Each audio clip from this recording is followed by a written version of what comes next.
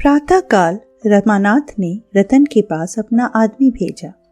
खत में लिखा, मुझे बड़ा खेद है कि कल जालपा ने आपके साथ ऐसा व्यवहार किया जो उसे ना करना चाहिए था।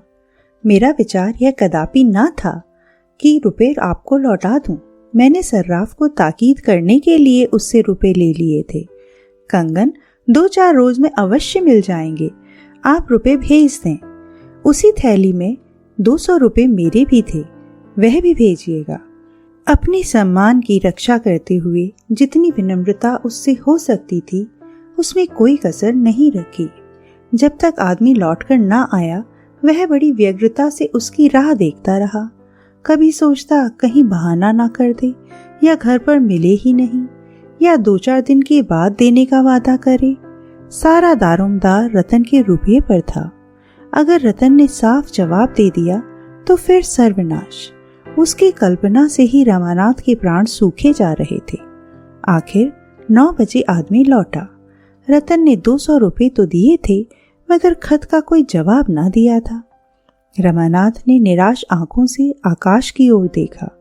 सोचने लगा, रतन ने खत का जवाब क्यों नहीं दिया? मामूली शिष्टाचार भी नहीं जानती। कितनी मक्कार औरत है। रात को ऐसा मालूम होता था कि साधुता और सज्जनता की प्रतिमा ही है, पर दिल में यह गुबार भरा हुआ था। शेष रुपयों की चिंता में रमानाथ को नहाने खाने की भी सुध ना रही। कहार अंदर गया तो जालपा ने पूछा, तुम्हें कुछ काम धंधे की भी खबर है कि मटर गश्ती ही करते रहोगे? 10 बज रहे हैं और अभी तक तरकारी भाजी का कहीं पता नहीं। कहार ने त्योरियां बदल कर कहा, तो का 4 हाथ गोड़ लाएं? काम से तो गवा रही। बाबू मेम साहब के 3 रुपये लेवे को भेजन रहा। जालपा, कौन मेम साहब? कहार, जॉन मोटर पर चढ़कर आवत है। जालपा, तो लाए रुपए? कहार, लाए का ही नहीं, पृथ्वी के छोर पर तो राहत है, दौरत दौरत गौड़ पिराए लाख। जालपा, अच्छा चटपट जाकर तरकारी लाओ।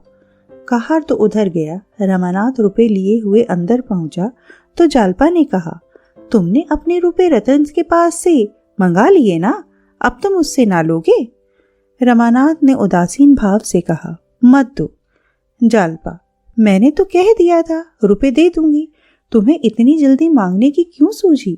समझी होगी इन्हें मेरा इतना विश्वास भी नहीं। रमानाथ ने हताश होकर कहा, मैंने रुपए नहीं मांगे थे, केवल इतना लिख दिया था कि थैली में 200 रुपए ज्यादा हैं, उसने आप ही आप भिजा दिए। जालपा ने हंसकर कहा, मेरे रुपए बड़े भाग्यवान हैं, दिखाऊं? चुन चुनकर नए रुपए रखे हैं, सब इसी साल के हैं, चमाचम। देखो तो आंखें ठंडी हो जाएं। इतने में किसी ने नीचे से आवाज दी, बाबूजी, सेठ ने रुपए के लिए भेजा है। दयानाथ स्नान करके अंदर से आ रहे थे। सेठ के प्यादे को देखकर पूछा, कौन सेठ? कैसे रुपए? मेरे यहाँ किसी के रुपए नहीं आते। प्यादा, छोटे बाबू ने कुछ माल लिया था, साल भर हो गए, अभी तक एक पैसा नहीं दिया। सेठ जी ने कहा है बात बिगड़ने पर रुपए दिए तो क्या दिए, आज को जरूर दिलवा दीजिए। दयानाथ ने रमानाथ को पुकारा और बोले, देखो किस सेठ का आदमी आया है, उसका कुछ हिसाब बाकी है, साफ क्यों नहीं कर देते? कितना बाकी है इसका? रमानाथ कुछ जवाब ना दे नहीं पाया कि प्यादा बोल उठा, पूरे 700 हैं बाबूजी। दयानाथ की आंखें फैलकर मस्तक तक पहुंच गईं। 700? क्यों जी, यह तो 700 कहता है। रमानाथ ने टालने के इरादे से कहा, मुझे ठीक मालूम नहीं। प्यादा, मालूम क्यों नहीं? पुर्जा तो मेरे पास है, तब से कुछ दिया ही नहीं, कम कहां से हो गए? रमानाथ ने प्यादे को पुकार कर कहा, चलो तुम दुकान पर, मैं खुद आता हूँ। प्यादा, हम बिना कुछ लिए ना जाएंगे साहब, आप यूं ही टाल दिया करते हैं और बातें हमको सुननी पड़ती हैं। रमानाथ सारी दुनिया के सामने जलील बन सकता था, किंतु पिता के सामने जलील बनना उसके लिए मौत से कम ना था।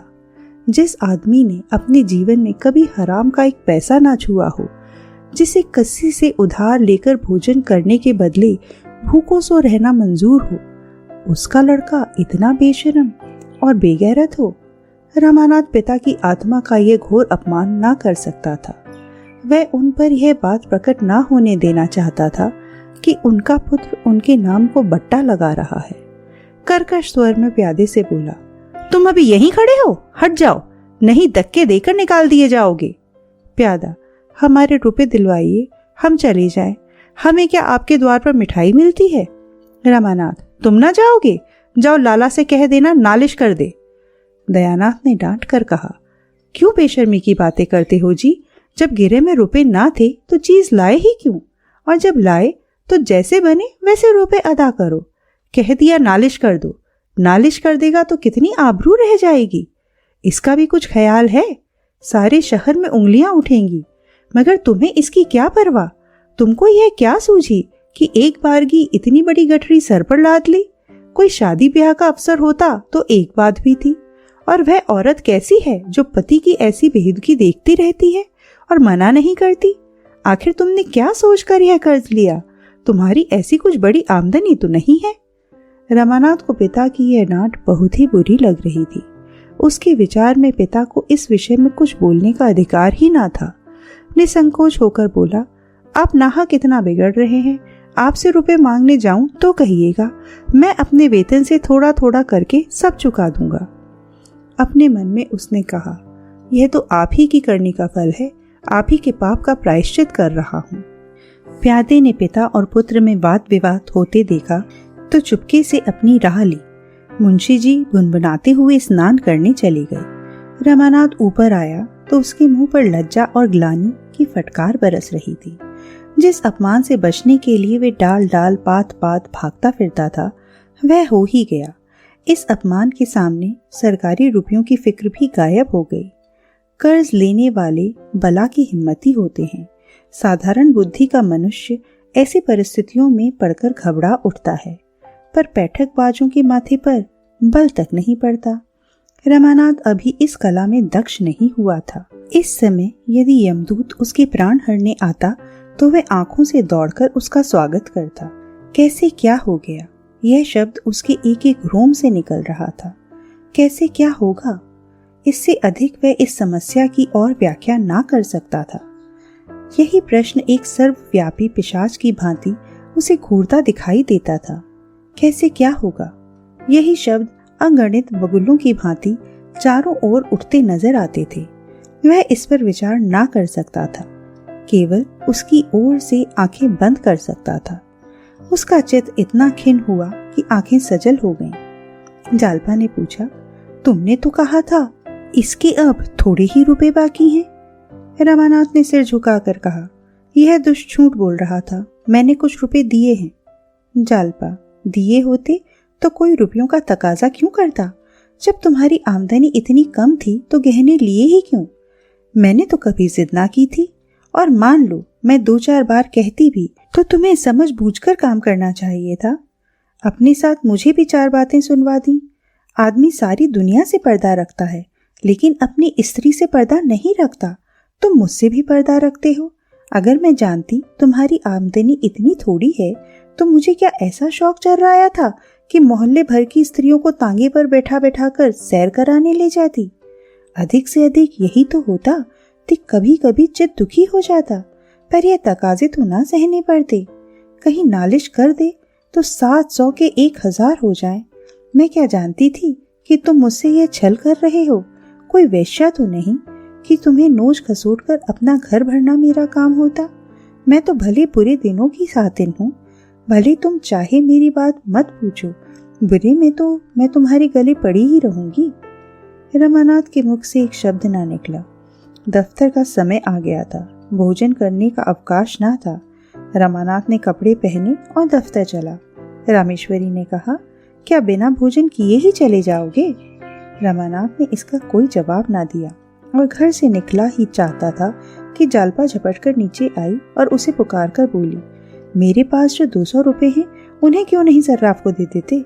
रमानाथ ने चलते वक्त जानबूझकर जालपा से रुपए ना मांगे थे। वह जानता था जालपा मांगते ही दे देगी, लेकिन इतनी बातें सुनने के बाद अब रुपए के लिए उसके सामने हाथ फैलाते उसे संकोच ही नहीं भय होता था। कहीं वह फिर उपदेश न देने बैठ जाए। इसकी अपेक्षा आने वाली विपत्तियां कहीं हल्की थीं। मगर जालपा ने उसे पुकारा तो कुछ आशा बंधी। ठिठक गया और बोला, अच्छी बात है, लाओ दे दो। वह बाहर के कमरे में बैठ गया। जालपा दौड़कर ऊपर से रुपए लाई और गिन गिन कर उसकी थैली में डाल दिए। उसने समझा था रमानाथ रुपए पाकर फूला न समाएगा, पर उसकी आशा पूरी ना हुई। अभी 300 रुपए की फिक्र करनी थी, वह कहाँ से आएंगे? भूखा आदमी इच्छापूर्ण भोजन चाहता है, 2-4 फुलकों से उसकी तुष्टि नहीं होती। सड़क पर आकर रमानाथ ने एक तांगा लिया और उससे जॉर्ज टाउन चलने को कहा। शायद रतन से भेंट हो जाए। वह चाहे तो 300 रुपए का बड़ी आसानी से प्रबंध कर सकती है। रास्ते में वह सोचता जाता था, आज बिल्कुल संकोच ना करूंगा। जरा देर में जॉर्ज टाउन आ गया। रतन का बंगला भी आया। वह बरामदे में बैठी थी। रमानाथ ने उसे देखकर हाथ उठाया, उसने भी हाथ उठाया, पर वहां उसका सारा संयम टूट गया। वह बंगले में ना जा सका। तांगा सामने से निकल गया। रतन बुलाती तो वह चला जाता। वह बरामदे में ना बैठी होती तब भी शायद वह अंदर जाता, पर उसे सामने बैठे देखकर वह संकोच में डूब गया। जब तांगा गवर्नमेंट हाउस के पास पहुंचा तो रमानाथ ने चौंक कर कहा, चुंगी के दफ्तर। तांगे वाले ने घोड़ा फेर दिया। 11 बजते बजते रमानाथ दफ्तर पहुंचा। उसका चेहरा उतरा हुआ था, छाती धड़क रही थी। बड़े बाबू ने जरूर पूछा होगा, जाते ही बुलाएंगे। दफ्तर में जरा भी रियायत नहीं करते। तांगे से उतरते ही उसने सबसे पहले अपने कमरे की तरफ निगाह डाली। देखा कई आदमी खड़े उसकी राह देख रहे हैं। वह उधर ना जाकर रमेश बाबू के कमरे की ओर गया। रमेश बाबू ने पूछा, तुम अब तक कहाँ थे? खजांची साहब तुम्हें खोजते फिरते हैं, चपरासी मिला था? रमानाथ ने अटकते हुए कहा, मैं घर पर ना था, जरा वकील साहब की तरफ चला गया था। एक बड़ी मुसीबत में फंस गया हूँ। रमेश, कैसी मुसीबत? घर पर तो कुशल है? रमानाथ, जी हाँ, घर पर तो कुशल है। कल शाम को यहाँ काम बहुत था, मैं उसमें ऐसा फंसा कि वक्त की खबर ही ना रही। जब काम खत्म करके उठा तो खजांची साहब चले गए थे। मेरे पास आमदनी की 800 रुपए थे। सोचने लगा इसे कहाँ रखूं? मेरे कमरे में कोई संदूक है नहीं। यही निश्चय किया कि साथ लेता जाऊं। 500 रुपए नकद थे, वह तो मैंने थैली में रखे। 300 रुपए के नोट जेब में रख लिए और घर चला। चौक में 2-1 चीजें लेनी थी। उधर से होता हुआ घर पहुंचा तो नोट गायब थे। रमेश बाबू ने आंखें फाड़ कर कहा, 300 के नोट गायब हो गए? रमानाथ, जी हाँ, कोट के ऊपर की जेब में थे, किसी ने निकाल लिए। रमेश, और तुमको मारकर थैली नहीं छीन ली? रमानाथ, क्या बताऊं बाबूजी, तब से चित्त की जो दशा हो रही है यह बयान नहीं कर सकता। तब से अब तक इसी फिक्र में दौड़ रहा हूँ, कोई बंदोबस्त ना हो सका। रमेश, अपने पिता से तो तुमने कहा ही ना होगा। रमानाथ, उनका स्वभाव तो आप जानते हैं, रुपए तो ना देते, उल्टी डांट सुनाते। रमेश, तो फिर क्या फिक्र करोगे? रमानाथ, आज शाम तक कोई ना कोई फिक्र करूंगा ही। रमेश ने कठोर भाव धारण करके कहा, तो फिर करो ना, इतनी लापरवाही तुमसे हुई कैसे, यह मेरी समझ में नहीं आता। मेरी जेब से तो आज तक एक पैसा ना गिरा। आंखें बंद करके रास्ता चलते हो या नशे में थे? मुझे तुम्हारी बात पर विश्वास नहीं आता। सच सच बतला दो, कहीं अनाप शनाप तो नहीं खर्च कर डाले? उस दिन तुमने मुझसे क्यों रुपए मांगे थे? रमानाथ का चेहरा पीला पड़ गया, कहीं कलई ना खुल जाए। बात बनाकर बोला, क्या सरकारी रुपया खर्च कर डालूंगा? उस दिन तो आपसे रुपये इसलिए मांगे थे कि बाबूजी को एक जरूरत आ पड़ी थी। घर में रुपए ना थे। आपका खत मैंने उन्हें सुना दिया था। बहुत हंसे, दूसरा इंतजाम कर लिया। इन नोटों के गायब होने का तो मुझे खुद ही आश्चर्य है। रमेश, तुम्हें अपने पिताजी से मांगते संकोच होता हो तो मैं खत लिखकर मंगवा लूं? रमानाथ ने कानों पर हाथ रखकर कहा, नहीं बाबूजी, ईश्वर के लिए ऐसा ना कीजिएगा। ऐसी ही इच्छा हो तो मुझे गोली मार दीजिए। रमेश ने एक क्षण तक कुछ सोचकर कहा, तुम्हें विश्वास है शाम तक रुपए मिल जाएंगे? रमानाथ, हाँ, आशा तो है। रमेश, तो इस थैली के रुपए जमा कर दो। मगर देखो भाई, मैं साफ साफ कहे देता हूँ, अगर कल 10 बजे रुपए ना लाए तो मेरा दोष नहीं। कायदा तो यही कहता है कि मैं इसी वक्त तुम्हें पुलिस के हवाले करूं, मगर तुम अभी लड़के हो इसलिए क्षमा करता हूँ। वरना तुम्हें मालूम है मैं सरकारी काम में किसी प्रकार की मुरव्वत नहीं करता। अगर तुम्हारी जगह मेरा भाई या बेटा होता तो मैं उसके साथ भी यही सलूक करता, बल्कि शायद इससे सख्त। तुम्हारे साथ तो फिर भी बड़ी नरमी कर रहा हूँ। मेरे पास रुपए होते तो तुम्हें दे देता, लेकिन मेरी हालत तुम जानते हो। हाँ, किसी का कर्ज नहीं रखता, ना किसी को कर्ज देता हूँ, ना किसी से लेता हूँ। कल रुपए ना आए तो बुरा होगा। मेरी दोस्ती भी तुम्हें पुलिस के पंजे से ना बचा सकेगी। मेरी दोस्ती ने आज अपना हक अदा कर दिया, वरना इस वक्त तुम्हारे हाथ में हथकड़ियां होती। हथकड़ियां? यह शब्द तीर की भांति रमानाथ की छाती में लगा। वह सिर से पांव तक कांप उठा। उस विपत्ति की कल्पना करके उसकी आंखें डबडबा आईं। वह धीरे धीरे सिर झुकाए सजा पाए हुए कैदी की भांति जाकर अपनी कुर्सी पर बैठ गया। पर यह भयंकर शब्द बीच बीच में उसके हृदय में गूंज जाता था। आकाश पर काली घटाएं छाई थीं। सूर्य का कहीं पता ना था। क्या वह भी उस घटा रूपी कारागार में बंद है? क्या उसके हाथों में भी हथकड़ियां हैं? रमानाथ शाम को दफ्तर से चलने लगा तो रमेश बाबू दौड़े हुए आए और कल रुपए लाने की ताकीद की। रमानाथ मन में झुंझला उठा। आप बड़े ईमानदार की तुम बने हैं, ढोंगिया कहीं का। अगर अपनी जरूरत आ पड़े तो दूसरों के तलवे सहलाते फिरेंगे, पर मेरा काम है तो आप आदर्शवादी बन बैठे। यह सब दिखाने के दांत हैं। मरते समय इसके प्राण भी जल्दी नहीं निकलेंगे। कुछ दूर चलकर उसने सोचा, एक बार फिर रतन के पास चलूं, और ऐसा कोई ना था जिससे रुपए मिलने की आशा होती। वह जब उसके बंगले पर पहुंचा तो वह अपने बगीचे में गोल चबूतरे पर बैठी हुई थी। उसके पास ही एक गुजराती जौहरी बैठा संदूक से सुंदर आभूषण निकाल निकाल कर दिखा रहा था। रमानाथ को देखकर वह बहुत खुश हुई। आइए बाबू साहब, देखिए सेठ जी कैसी अच्छी अच्छी चीजें लाए हैं। देखिए हार कितना सुंदर है, इसके दाम 1200 रुपए बताते हैं। रमानाथ ने हार को हाथ में लेकर देखा और कहा, हाँ चीज तो अच्छी मालूम होती है, रतन दाम बहुत कहते हैं। जौहरी, बाई जी अगर ऐसा हार कोई 2000 में ला दे तो जुर्माना कहीं तो 1200 मेरी लागत बैठ गई है। रमानाथ ने मुस्कुराकर कहा, ऐसा ना कहिए सेठ जी, जुर्माना देना पड़ जाएगा। जौहरी, बाबू साहब हार तो 100 रुपए में भी आ जाएगा, और बिल्कुल ऐसा ही, बल्कि चमक दमक में इससे भी बढ़कर, मगर माल परखना चाहिए। मैंने खुद ही आपसे तोलमोल की बात नहीं की। मोल तोल अनाड़ियों से किया जाता है, आपसे क्या मोल तोल। हम लोग निरे रोजगारी नहीं हैं बाबू साहब, आदमी का मिजाज देखते हैं। श्रीमती जी ने क्या अमीराना मिजाज दिखाया है कि वाह। रतन ने हार को लुब्ध नेत्रों से देखकर कहा, कुछ तो कम कीजिए सेठ जी, आपने तो जैसे कसम खा ली। जौहरी, कमी का नाम ना लीजिए हुजूर, यह चीज आपकी भेंट है। रतन, अच्छा अब एक बात बतला दीजिए, कम से कम आप इसका क्या लेंगे? जौहरी ने कुछ शुभ होकर कहा, 1200 रुपए और 12 कौड़ियां होंगी हुजूर। आपसे कसम खाकर कहता हूँ, इसी शहर में 1500 का बेचूंगा और आपसे कह जाऊंगा किसने लिया। यह कहते हुए जौहरी ने हार को रखने का केस निकाला। रतन को विश्वास हो गया यह कुछ कम ना करेगा। बालकों की भांति अधीर होकर बोली, आप तो ऐसे समेट लेते हैं कि हार को नजर लग जाएगी। जौहरी, क्या करूं हुजूर, जब ऐसे दरबार में चीज की कदर नहीं होती तो दुख होता ही है। रतन ने कमरे में जाकर रमानाथ को बुलाया और बोली, आप समझते हैं यह कुछ और उतरेगा? रमानाथ, मेरी समझ में तो चीज 1000 से ज्यादा की नहीं है।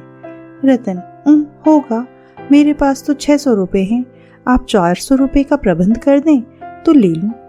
यह इसी गाड़ी से काशी जा रहा है, उधार ना मानेगा। वकील साहब किसी जलसे में गए हैं, 9-10 बजे के पहले ना लौटेंगे। मैं आपको कल रुपए लौटा दूंगी। रमानाथ ने बड़ी संकोच के साथ कहा, विश्वास मानिए मैं बिल्कुल खाली हाथ हूँ। मैं तो आपसे रुपए मांगने आया था, मुझे बड़ी सख्त जरूरत है। वह रुपए मुझे दे दीजिए, मैं आपके लिए कोई अच्छा सा हार यहीं से ला दूंगा। मुझे विश्वास है ऐसा हार 700-800 में मिल जाएगा। रतन, चलिए मैं आपकी बातों में नहीं आती। 6 महीने में एक कंगन तो बनवा ना सके, अब हार क्या लाएंगे? मैं यहाँ कई दुकानें देख चुकी हूँ, ऐसी चीज शायद ही कहीं निकले, और निकले भी तो इसके ड्योढ़े दाम देने पड़ेंगे। रमानाथ, तो इसे कल क्यों ना बुलाइए, इसे सौदा बेचने की गरज होगी तो आप ठहरेगा। रतन, अच्छा कहिए, देखिए क्या कहता है। दोनों कमरे के बाहर निकले। रमानाथ ने जौहरी से कहा, तुम कल 8 बजे क्यों नहीं आते? जौहरी, नहीं हुजूर, कल काशी में 2-4 बड़े रईसों से मिलना है। आज के ना जाने से बड़ी हानि हो जाएगी। रतन, मेरे पास इस वक्त 600 रुपए हैं, आप हार दे जाइए, बाकी के रुपए काशी से लौट कर ले जाइएगा। जौहरी, रुपए का तो कोई हर्ज ना था, महीने 2 महीने में ले लेता, लेकिन हम परदेशी लोगों का क्या ठिकाना, आज यहाँ है कल वहाँ है, कौन जाने यहाँ फिर कब आना हो। आप इस वक्त 1000 दे दें तो 200 फिर दे दीजिएगा। रमानाथ, तो सौदा ना होगा। जौहरी, इसका अख्तियार आपको है, मगर इतना कहे देता हूँ कि ऐसा माल फिर ना पाइएगा। रमानाथ, रुपए होंगे तो माल बहुत मिल जाएगा। जौहरी, कभी कभी दाम रहने पर अच्छा माल नहीं मिलता। यह कहकर जौहरी ने फिर हार को केस में रखा और इस तरह संदूक समेटने लगा मानो वह एक क्षण भी ना रुकेगा। रतन का रोआ रोआ कान बना हुआ था, मानो कोई कैदी अपनी किस्मत का फैसला सुनने को खड़ा हो।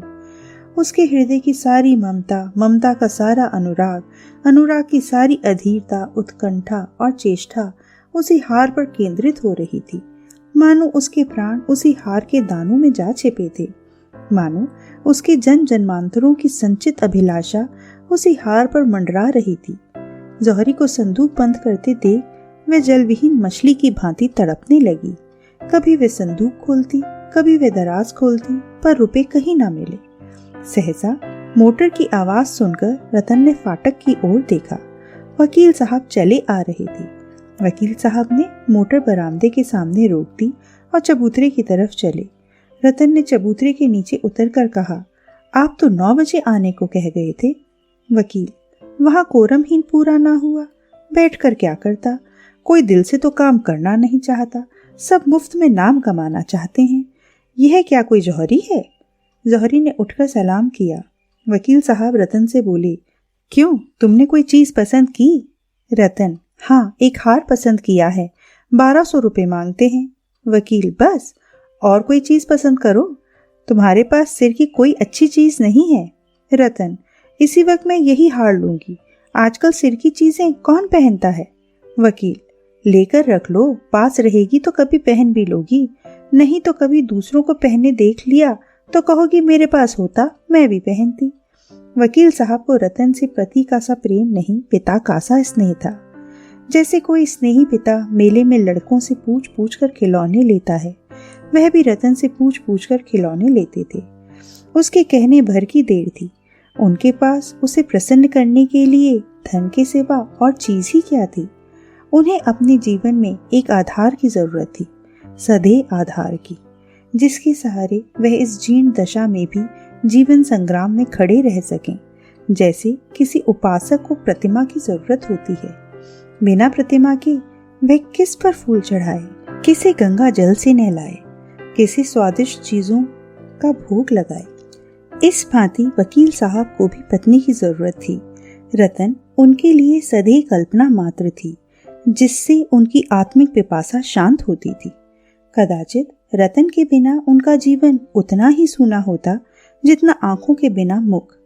रतन ने केस में से हार निकालकर वकील साहब को दिखाया और बोली, इसके 1200 रुपए मांगते हैं। वकील साहब की निगाह में रुपए का मूल्य उसकी आनंददायिनी शक्ति थी। अगर हार रतन को पसंद है तो उन्हें इसकी परवाह ना थी कि इसके क्या दाम देने पड़ेंगे। उन्होंने चेक निकालकर जौहरी की तरफ देखा और पूछा, सच सच बोलो, कितना लिखूं? अगर फर्क पड़ा तो तुम जानोगे। जौहरी ने हार को उलट पुलट कर देखा और हिचकते हुए बोला, 1150 कर दीजिए। वकील साहब ने चेक लिखकर उसको दे दिया और वह सलाम करके चलता हुआ। रतन का मुख इस समय वसंत की प्राकृतिक शोभा की भांति विकसित था।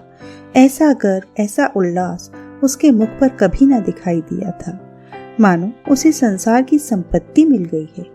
हार को गले में लटकाए वह अंदर चली गई। वकील साहब के आचार विचार में नई और पुरानी प्रथाओं का विचित्र मेल था। भोजन वह अभी तक किसी ब्राह्मण के हाथ का भी न खाते थे। आज रतन उनके लिए अच्छी अच्छी चीजें बनाने गई। अपनी कृतज्ञता को वह कैसे जाहिर करे? रमानाथ कुछ देर तक तो बैठा, वकील साहब का यूरोप गौरव सुनता रहा, अंत को निराश होकर चल दिया।